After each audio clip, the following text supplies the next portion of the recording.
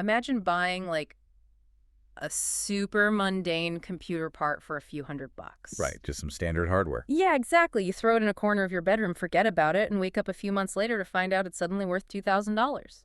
Which is just wild. It really is. I mean, you didn't invest in stocks, you didn't mine cryptocurrency or anything like that. You weren't up all night day trading. No, you just accidentally front-ran a multi-billion-dollar artificial intelligence arms race. It is the absolute definition of an accidental windfall. Totally. And honestly, it's the perfect entry point into what we're unpacking today. Welcome to the deep dive. Today, we're taking a really close look at the mechanics of the accidental win. Yeah, we're pulling apart a single, deeply personal, and frankly fascinating journal entry. Or, you could almost call it a short personal essay. It's titled simply The Accidental Wins. And the mission for you, the listener, as we go through this, is to explore a really profound, almost jarring contrast that this author presents. Right, because on one side of ledger, you have this mind that is capable of like high-level, cutting-edge technological architecture. Very high level. But then on the other side, we have the gritty, daily, heavy physical reality of chronic illness. And systemic medical failure. Yeah,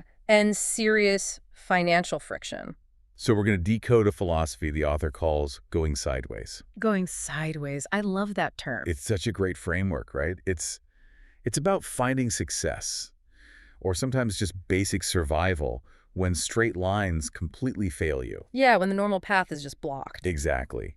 And it's an exploration of how extreme constraints, whether those are physical, financial, or bureaucratic, can actually breed this highly evolved, very specific type of innovation. Okay, so let's unpack this inciting incident, because the way this text starts, it just immediately grabs you. It really drops you right in. It does. So the timeline is set in the spring or early summer. The author buys 96 gigabytes of RAM. Right. Computer memory. Yeah, and they get it for less than $400 Canadian. Now, I know a little bit about computers, but help me baseline this for the listener. Sure. 96 gigabytes of RAM. What are we actually talking about here? Like, is that a normal amount for a laptop? Oh, not at all. I mean, a standard consumer laptop for, checking emails and watching videos usually has about 8, maybe 16 gigabytes of RAM.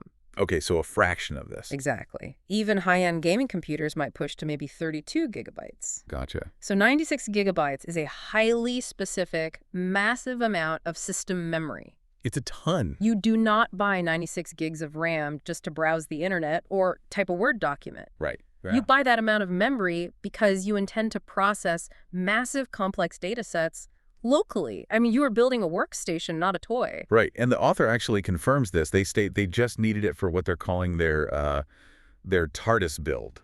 Which is such a great name for a computer project. It really is. So they wanted a specific graphics card, a GPU, but it was sold out everywhere. Typical supply chain issues. Yeah, so they compromised. They bought the massive amount of system RAM instead, got what they could, and just, waited for the rest of the parts to become available. And then we fast forward to what they call yesterday in the timeline of the essay. Yes, they look up that exact same set of RAM online. It's now selling for $2,000. So 5-fold price increase. It's insane. Just by letting a static box sit in their room. It's incredible. But here's where I need you to explain the mechanics of this. Because computer parts usually depreciate, right? Yeah, almost instantly. Like you buy a laptop, and 3 months later, it's worth half what you paid. Exactly. So why did this specific component skyrocket in value? Well, what's fascinating here is the macroeconomic force that collided with the author's micro-decision. Okay, unpack that. The author actually explains it in the text. Yeah. It was commercial AI demand. Over the last year, we've seen this insatiable, just unprecedented hunger from artificial intelligence companies for computing power. Because everyone is building an AI now. Exactly. And when we talk about large language models, the AIs that can write text, write code, analyze data, those models require an astronomical amount of memory. Just to run. Just to hold their internal parameters, yeah. Their knowledge, basically, while they're actively thinking or generating a response. So they need space to hold the thoughts while they are forming the words. That is a perfect way to put it. Normally, AI companies run these massive models on fleets of highly specialized, incredibly expensive graphics cards. Like in those giant server farms. Right. But the boom in AI development happened so fast that the global supply chain for those specialized AI chips completely evaporated. Okay, wait. It's like if you were building a custom bicycle in your garage. Okay, I like where this is going. And overnight, a massive global delivery conglomerate bought up every single bike tire on the planet to outfit their new fleet. So the price of rubber skyrockets, not because bicycles fundamentally changed, but because the sheer scale of the new corporate buyer completely warped the global supply chain. That is a brilliant analogy. The big AI companies bought up all the enterprise-grade hardware. So what did everyone else do? Well, smaller developers and startups started desperately buying up the high-end consumer hardware. Ah, the trickle-down effect. Exactly. That caused a vacuum in the consumer graphics card market, which ironically is why the author couldn't buy the graphics card they originally wanted. Oh, wow. I didn't even put that together. Yeah. And when the consumer graphics cards vanished, the desperation moved to the next best thing. Massive amounts of system RAM. Bingo. Because that allows you to run these AI models on a regular computer processor, even if it's a bit slower. So the AI industry literally inhaled the global supply of memory. They absolutely did. Okay, that makes perfect sense of the market. But the profound irony here, and this is what, for me, elevates this from a lucky tech story to like a piece of modern poetry, is what the author was actually intending to build with that RAM. Yes, let's look at their own words here. They describe their TARDIS build as aiming for, and I quote, external cognition, the lattice network, a substrate that thinks the way minds think. It is just a breathtaking way to describe a machine. Right. I mean, they aren't building to play video games. They're explicitly conceptualizing this computer as an extension of their own mind.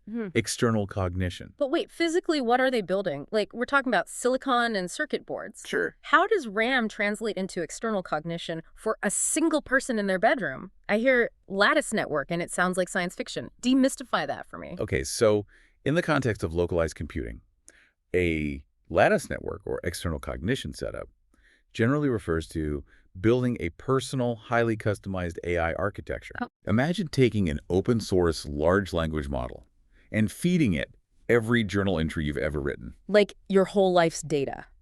every research paper you've ever read, every note, every medical record, every idea you've ever jotted down. Wow. You create an interconnected web of your own data, a lattice. It's like a second brain. Exactly.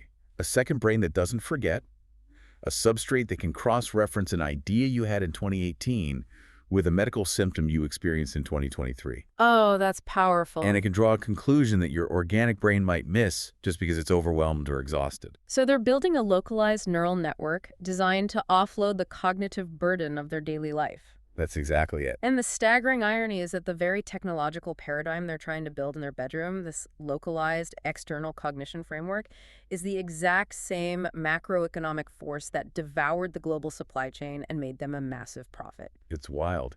They were trying to build a tiny AI, and the giant AIs accidentally handed them a $2,000 windfall. Yeah. They accidentally beat a multi-billion-dollar, hyper-optimized global tech market. And they did it just by being early, needing the part to build their own cognitive prosthetic, and then Waiting for a power adapter. waiting for a cord. Just waiting for a power cord. I mean, they didn't walk through the front door of tech investing. They just tripped over the welcome mat and landed inside the bank vault. That is the essence of their first accidental win. In their own words, they just went sideways at the right time. Right. They didn't formulate a linear plan to exploit the commodities market. No, they pursued a deeply personal, lateral goal building, a TARDIS. And the environment shifted underneath them to turn that lateral move into an objective victory. And we really need to sit with this transition. We have to look at the immediate context of this victory. Yeah, the tonal shift is intense. It is. We have this massive, frictionless, almost ethereal technological windfall. 96 gigabytes of silicon memory designed to mimic a human mind. And then, the very next paragraph of the text snaps us brutally back into the crushing gravity of the author's physical reality. It's like hitting a wall. The text drops us into the day before they discovered this $2,000 windfall. And the contrast is clearly designed to give you whiplash. Yeah. We move instantly from the speculative, high-speed world of tech supply chains into the heavy, grinding, biological friction of a failing body navigating a broken bureaucracy. Yes. The text takes us to the 3-hour stand. This part is rough. It is. The author tells us that the day prior was, in their words, a lot. they had a court appearance at 9:30 in the morning. And the result of going to court. They waited 3 hours entirely upright, basically just to schedule a future date to do something else. Which is the defining, agonizing feature of bureaucratic systems. The sheer inefficiency of the legal machine. Exactly. These systems demand your physical presence. They demand your time. And your energy. They demand you wait in a specific room, only to defer the actual resolution to a later date. They treat human time and physical energy as infinite, renewable resources. But for this author, that energy is not renewable. It is not infinite. No, it's highly constrained. They mention almost casually, if you're wondering what it's like to be upright for 3 hours when your spine is doing what ours does, it's a lot. That phrasing, doing what ours does. Yeah, it implies a known, chronic, degenerative, or at least highly unstable spinal condition. Right. And if you consider the biomechanics of the human body, standing completely still is actually incredibly taxing. Even for a healthy person. Definitely. Yeah. When you walk, your muscles act as pumps, helping push blood back up to your heart, and the load is constantly shifting between different muscle groups and joints. You're sharing the work. Exactly. But when you stand completely static, all of that load is localized. Gravity becomes an active, aggressive antagonist. You are literally just fighting the planet pulling you down. Precisely. Now, layer a compromised spine onto that. A spine that perhaps lacks structural integrity, where the discs are compressed or the nerves are impinged. Sounds excruciating. For someone with that pathology, standing upright and stationary for 3 hours in a courthouse is not an annoyance. It's an act of profound, agonizing endurance.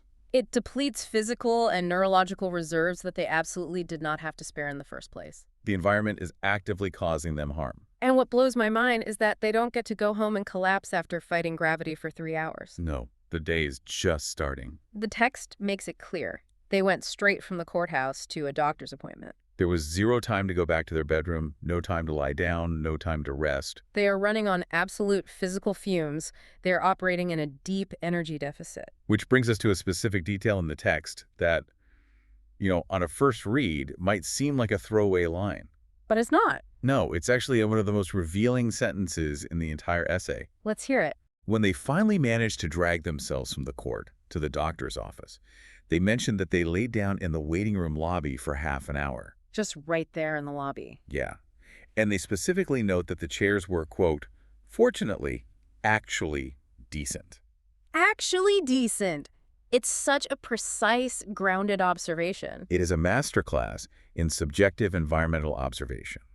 I want you to think about how you interact with the built environment when you're healthy. Okay, yeah. When you're navigating the world as an able-bodied person, a chair in a medical waiting room is completely invisible. It's just background noise. Right. It's just a geographic location to place your body while you scroll on your smartphone and wait for your name to be called. You don't register its existence unless it's comically, painfully uncomfortable. Exactly. It's just a placeholder. But when you're navigating the world with chronic pain, severe fatigue, or a screaming spinal issue, Everything changes. the physical environment completely stops being passive.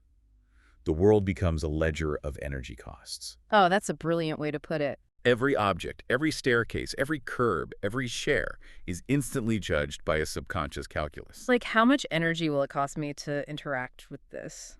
Or, conversely, how much pain relief can this object provide me? So a decent lobby chair stops being furniture. Yes. It becomes medical equipment. Exactly. It elevates from a background object to a critical piece of survival infrastructure. Wow. It becomes a temporary safe harbor from the gravity that's been assaulting their spine all morning. And the fact that the chairs were actually decent, meaning they allowed the author to lie completely horizontal without hard armrests digging into their ribs. That is classified by the author as an accidental win. It is a sideways victory. They couldn't control the inefficient court schedule. They couldn't control the degenerative nature of their own spine. But the universe randomly provided a specific model of lobby chair that allowed them to arrest their physical decline for 30 minutes. It puts you right inside their physical experience. It really does. But the relief of those decent chairs is brutally short-lived. Because eventually their name is called. Right. They have to get up, and they actually get into the doctor's examination room. And this is where the diagnostic muddy waters, really the systemic failure of the medical establishment, begin to churn. It's so frustrating to read. The doctor evaluates them, and flatly tells them that their blood pressure results mean it isn't POTS. POTS, postural orthostatic tachycardia syndrome. Let's explain that a bit. It is a complex, often debilitating condition that affects the autonomic nervous system and blood flow. And the author's internal reaction to this doctor's dismissal is absolutely fascinating. They write, and we sat there and thought, that's not how you diagnose POTS. They know the mechanics of the condition better than the physician sitting across from them. Hold on, let's explore this dynamic, because this is where the duality of this author's life becomes staggering. It's the core contrast of the essay. Think about who this person is. In their bedroom, they are architecting a lattice network. They are building a localized artificial intelligence designed to mimic human cognition. Exactly. They possess a deep, structural, highly technical understanding of how complex dynamic systems communicate with each other. Yet here they are, trapped on crinkly paper on an examination table. Being forced to silently correct their doctor's internal cognition. Guarantee is so thick you could cut it. I mean, they're a literal expert in complex system architecture, being actively failed by the human medical system. But wait, let me play devil's advocate here for a second. Sure, go ahead. When I go to the doctor for a checkup, the nurse slaps a cuff on my arm, takes my blood pressure while I'm sitting there, reads a number, and that's it. Right, take 10 seconds. Yeah. So why is the author right and the doctor wrong? Why is the author expecting something vastly more complicated for a standard vital sign check? Because the doctor is treating a dynamic system failure as if it were a static mathematical equation. A static equation. Okay, unpack that. To understand why the author is frustrated, we have to look at the actual biological mechanics of what POTS is. Okay, let's do it. The cardiovascular system is a closed hydraulic loop, and it has to constantly fight gravity. Makes sense. When you move from lying down to standing up, gravity instantly pulls about half a liter to almost a full liter of your blood down into your legs and your abdominal cavity. Wow, that's a massive fluid shift. I had no idea it was that much. It is.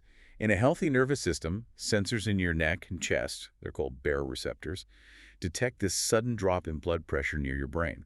So they ring the alarm. They immediately send a lightning-fast signal to your autonomic nervous system, which responds by tightening your blood vessels to push the flood back up and slightly increasing your heart rate to maintain the flow. And this happens so efficiently you don't even notice it. Right. You stand up, your system compensates, you walk away. Okay, so what happens in a system with POTS? In a patient with POTS, that autonomic communication network is essentially experiencing packet loss. Oh, I love the tech analogy. It's malfunctioning. Yeah. The blood vessels in the lower body do not constrict efficiently when they stand up. So the blood just stays pooled down there. The blood stays pooled in their legs. The brain realizes it isn't getting enough oxygen, so it hits the panic button. You need more pressure. Exactly. It tells the heart, pump faster, pump harder. We need pressure.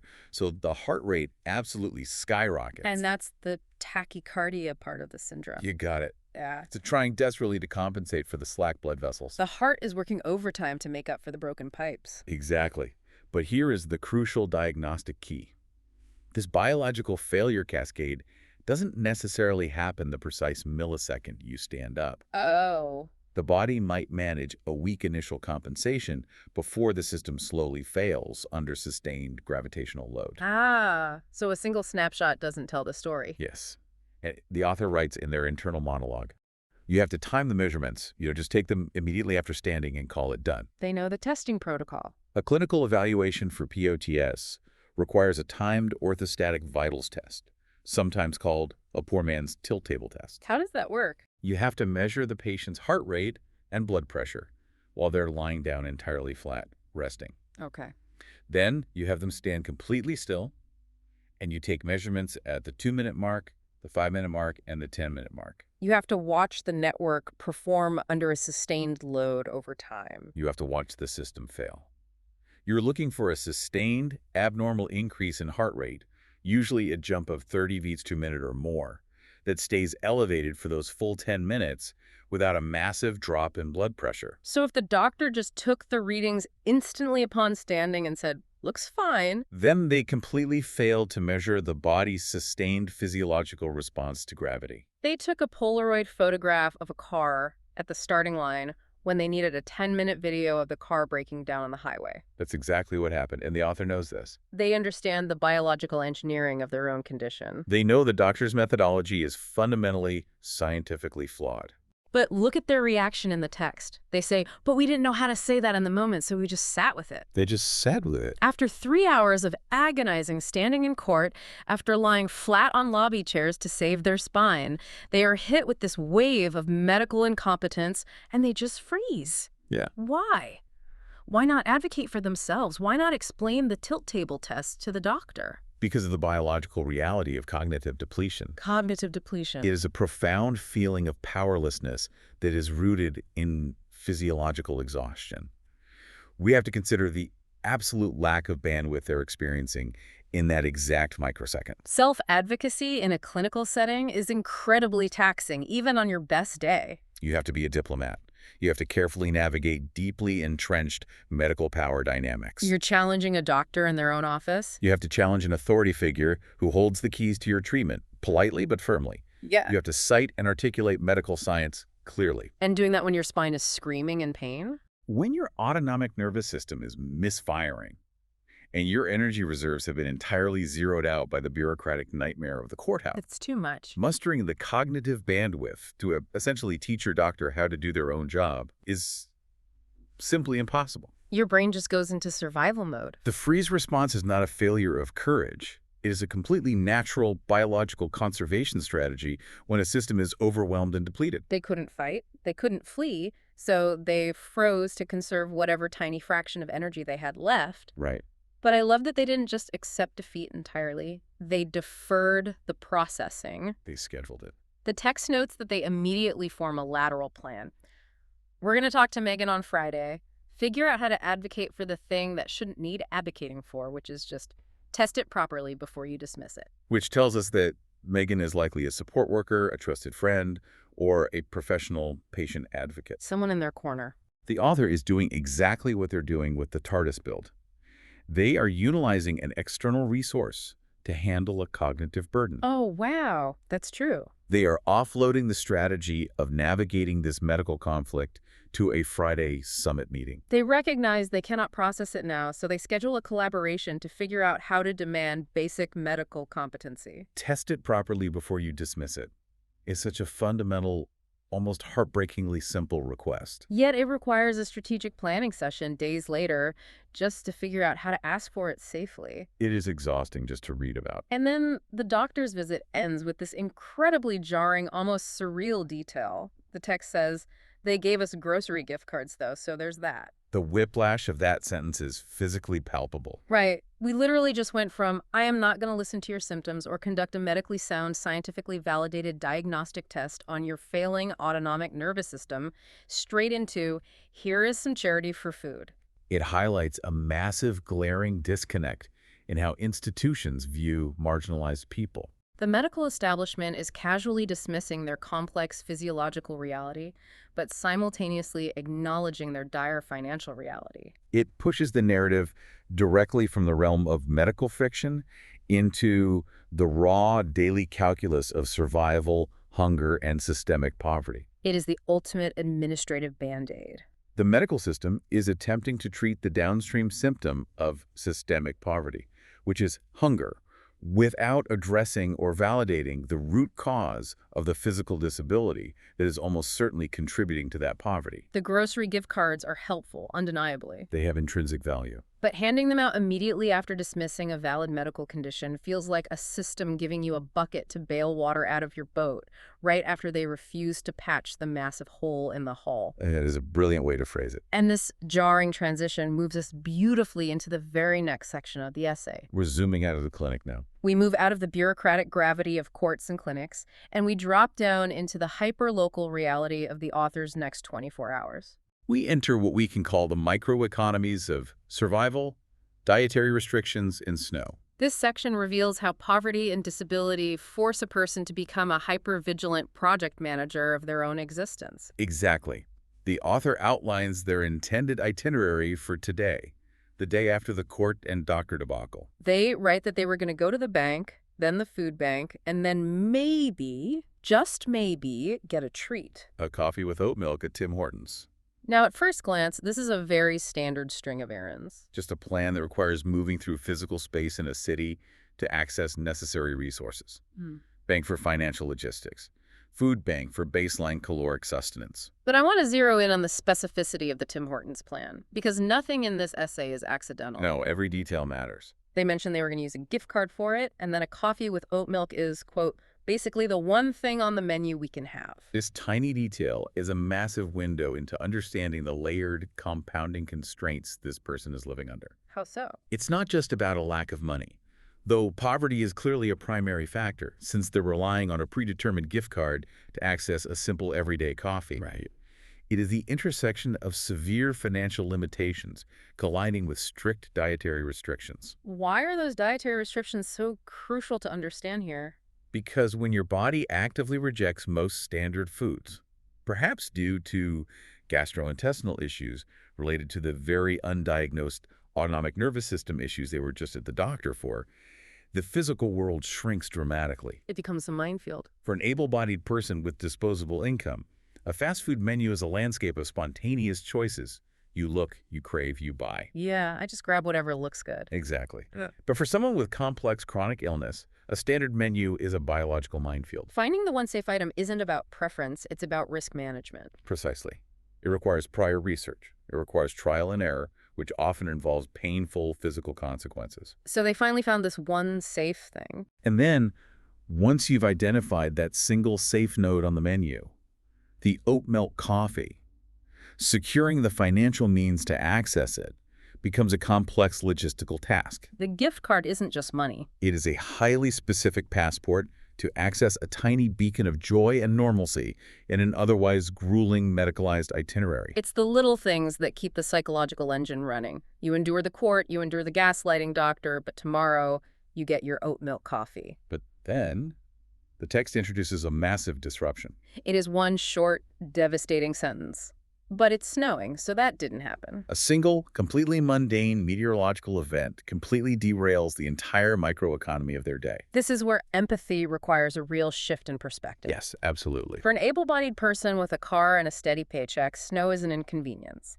You put on a heavier coat, you scrape the ice off your windshield, maybe your commute takes 10 minutes longer. You still go to the bank, you still get your coffee. But for someone navigating chronic pain, relying on walking or unreliable public transit, while balancing severe energy deficits and a spine that cannot handle shock or instability, Snow is not an inconvenience. It is an impassable geographic barrier. it fundamentally alters the friction of the physical world. Walking on a dry sidewalk requires a predictable amount of energy.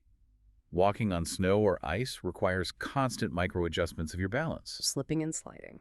It engages stabilizing muscles in the core and spine that the author's body actively struggles to use. The physical cost of movement increases exponentially. And the risk of a fall, which could be catastrophic for their spine, spikes. The energetic math simply no longer works. The friction becomes too high. The carefully constructed itinerary completely collapses. And this collapse is not just about missing a treat. It's not just, oh, well, no coffee today. No. It means the bank run didn't happen. Most importantly, it means the food bank run didn't happen. Which leads directly to the next escalating crisis in the text. The author notes that the groceries in their home were running low. The safety net has failed. The physical environment has blockaded their access to sustenance. And here we get a visceral window into the psychological weight of asking for help. The author writes, and we sat with that for a long time. Back and forth, should we send the message, shouldn't we? If we zoom out and look at the sociology of disability and poverty, this internal debate, staring at a phone, wondering whether to ask for food, is incredibly common, and it is incredibly painful. There is a deep, internalized societal stigma attached to needing physical help to eat. There's the profound, gnawing fear of being perceived as a burden to your support network.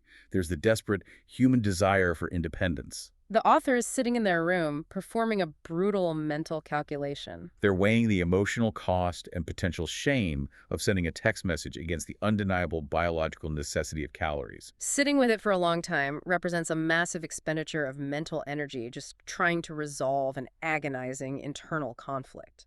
It's a negotiation with one's own pride, layered over a very real survival instinct.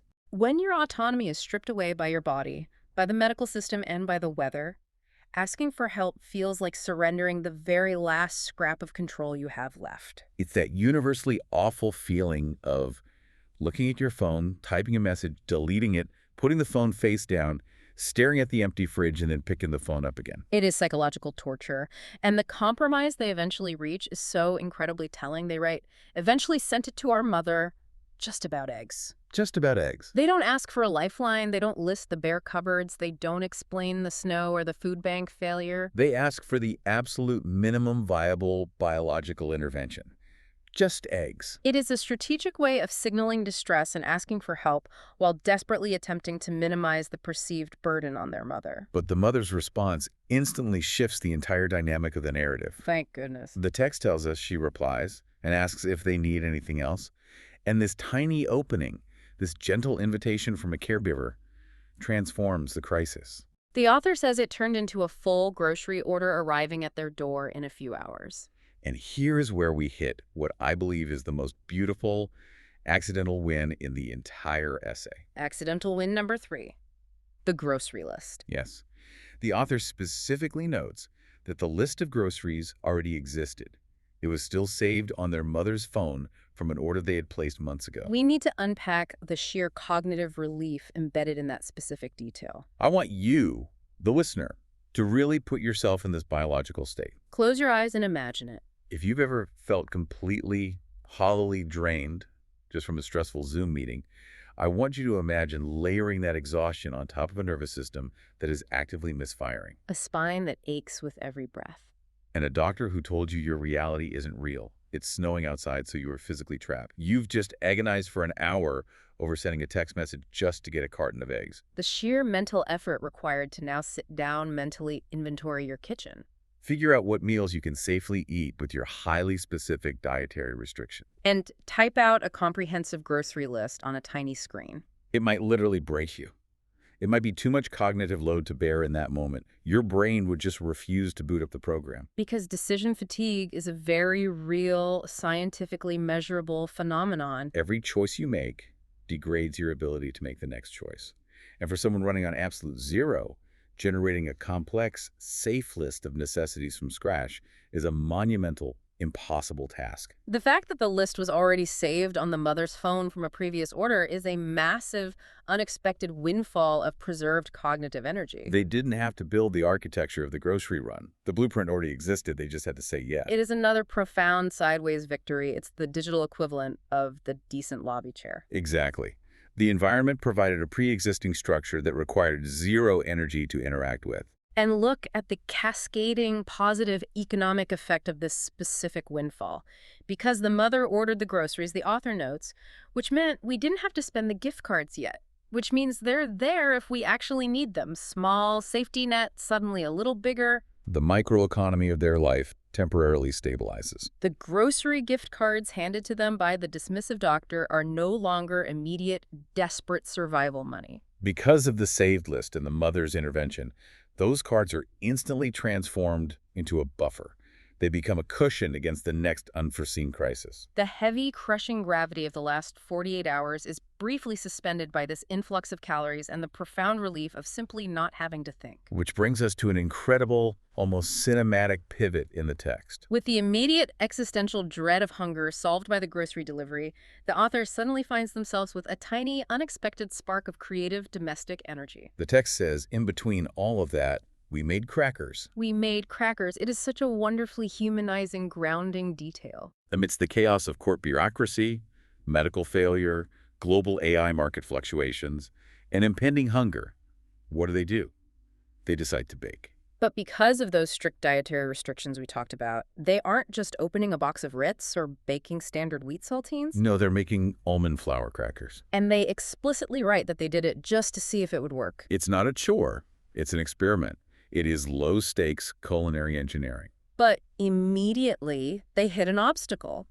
They don't own a rolling pin. Now, anyone who has ever experimented with alternative baking knows that almond flour does not behave like traditional wheat flour. It's completely different. It lacks gluten. Gluten is the protein that acts like glue, giving standard dough its elasticity and stretch.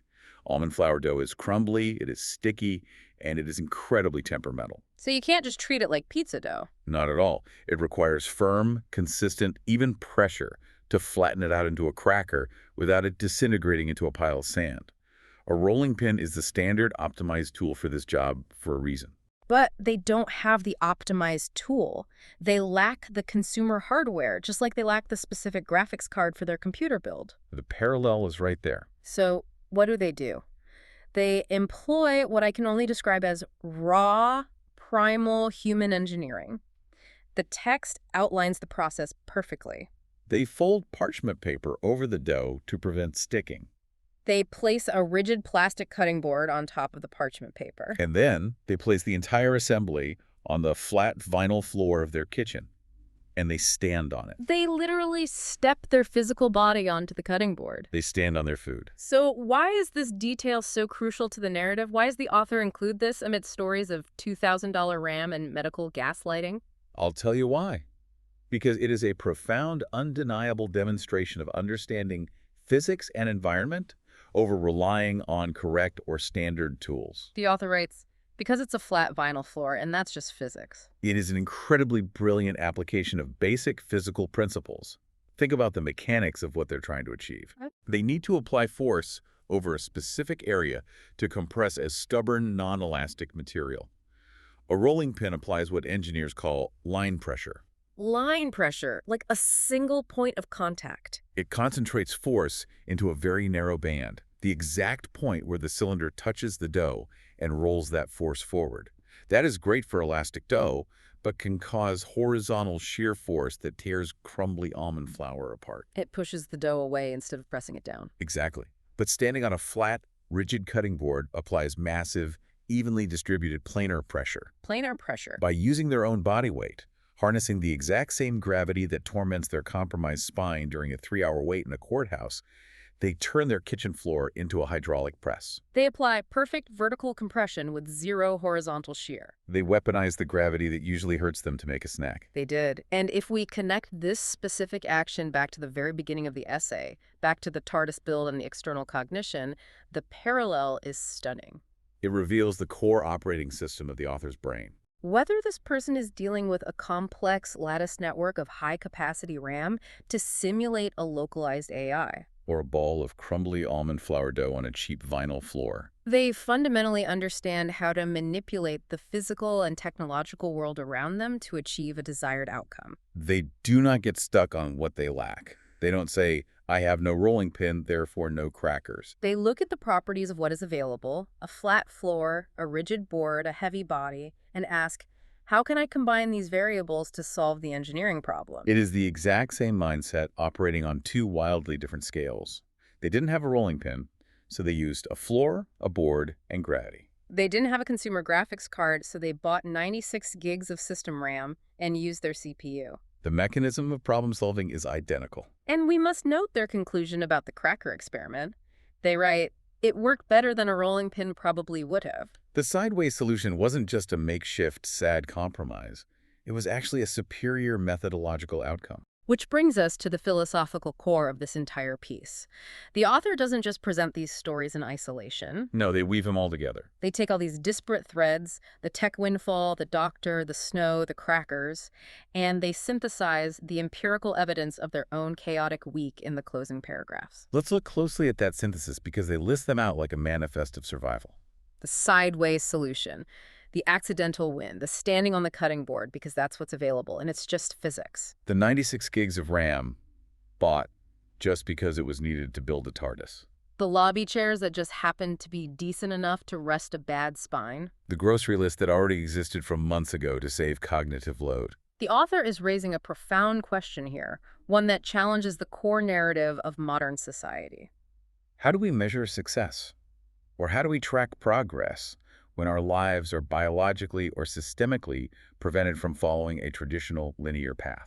Society teaches us from a very young age that progress is exclusively a straight line on a graph. You go to school, you graduate, you get a job, you get promoted. You get sick, you follow the doctor's clear medical advice, you get healthy. You want to bake, you buy a rolling pin, you make crackers. It is always point A to point B to point C. But the author is explicitly, forcefully rejecting that geometry. They state, definitively, we're not moving in a straight line. We're not planning it that way. We're just going sideways at the right times, and somehow the sideways keeps landing somewhere useful. It is a radical, almost militant acceptance of nonlinear living. When your physical body, your financial reality, or the bureaucratic systems around you build brick walls across your path, preventing you from moving forward in a straight line, your only viable option is lateral movement. Going sideways. It is about maintaining forward momentum through constant adaptation. It's the ultimate manifestation of turning friction into fuel. They can't walk through the front door because it's locked, or there are stairs they can't climb. So they find a window that was left cracked open, and they slide through it. And the crucial shift in perspective is that they do not view this as a tragic failure to use the door. They view it as the accidental win of finding the window. And we have to recognize that this mindset isn't just a quirky personality trait.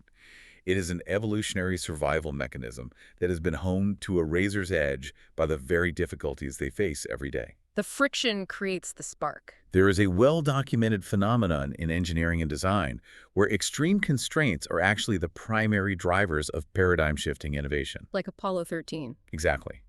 When the straight line failed, they had to build a carbon dioxide filter out of plastic bags, cardboard, and duct tape. That is going sideways. The necessity of surviving chronic illness, surviving a medical system that gaslights you, and surviving poverty has forged a uniquely innovative lateral thinking intellect in this author. The constraints force the evolution. Which makes the final lines of this text so incredibly tantalizing. We've gone on this massive journey. We've analyzed global AI market dynamics, the biomechanics of autonomic nervous system failure, the psychological weight of snowstorms, and the planar physics of floor-pressed crackers. And then, at the very end, the author looks away from the past week and looks directly into the immediate future. They write, the power adapter ships at the end of the week. Then the machine turns on, and we'll figure out what comes next from there. The machine turns on. After all of this profound human struggle, the TARDIS build, the lattice network, the physical substrate for external cognition, is finally going to receive the electricity it needs. They just needed the cord. The $2,000 RAM sitting quietly in a box while they fought gravity in a courthouse is about to wake up. It feels exactly like the end of a prologue in a science fiction novel. It really does. They have gathered the disparate pieces, they've survived the week, they have secured the necessary calories through their mother's saved list, they have baked the crackers, and now the real experiment, the actual building of the TARDIS, begins. It feels like a massive cliffhanger, and it leaves me with this lingering, deeply provocative thought that I want you, the listener, to mull over as we wrap this up. Let's hear it. Think about the sheer, unadulterated ingenuity we just unpacked over the last hour. If this author, a person who navigates the crushing weight of medical dismissal, excruciating physical pain, and systemic poverty by constantly innovating, A person who weaponizes the very gravity that hurts them just to make a snack. who finds hidden loopholes in the daily architecture of life to preserve their cognitive energy. If this specific mind is about to turn on a machine specifically designed for external cognition, what is going to happen? That is the ultimate question, because artificial intelligence is only as innovative as the architecture and the prompt engineering that guides it. Exactly. If the heavy friction of being a vulnerable human in a broken system created the almond flour floor press, what kind of wildly unconventional, out-of-the-box, sideways solutions will a silicon lattice network create when it is programmed and guided by a mind that already refuses to move in a straight line? If the medical x-ray is broken, if the doctor refuses to see the reality of the dynamic system, maybe they are building a machine to see through the muddy waters entirely on their own. They are about to amplify their capacity to go sideways by an order of magnitude. They are offloading their constraints into a substrate that doesn't feel pain. And I, for one, cannot wait to see where they land next.